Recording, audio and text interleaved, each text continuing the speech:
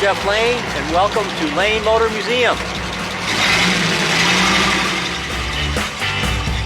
Located in Nashville, Tennessee, the 144,000 square foot facility is an automotive haven for the forgotten, the unseen, and the unbelievable.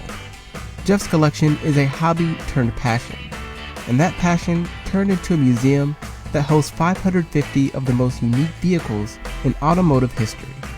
Some people think that I'm car crazy, but I think you probably have to make your own decision on that.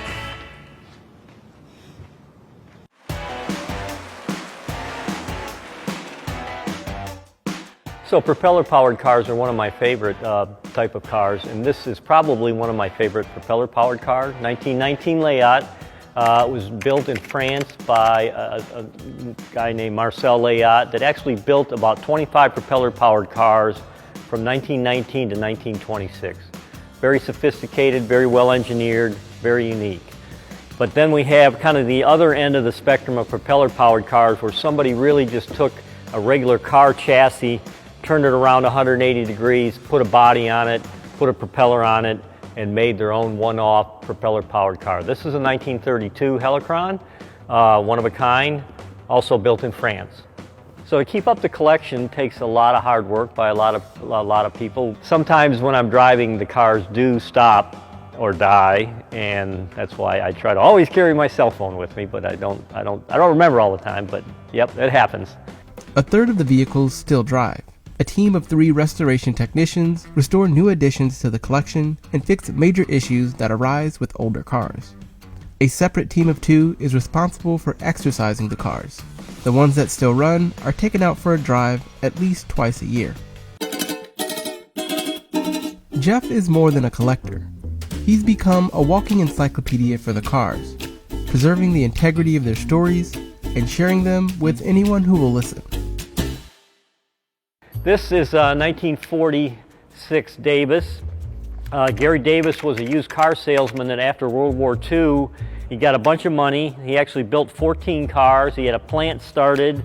He wanted to go into production. He needed more money to go into production. He went back to his investors and asked them for more money, and that upset them because they thought the $1 million they put in initially was enough to get everything going. They actually sued him. He ended up in jail, and that was the end of the Davis story, except the 14 cars still exist. The massive collection started with a Christmas present when Jeff was just 12 years old. From that, he restored his first car, an MGTF that sits in the collection to this day. Now, the cars that Jeff collects come from all over the world.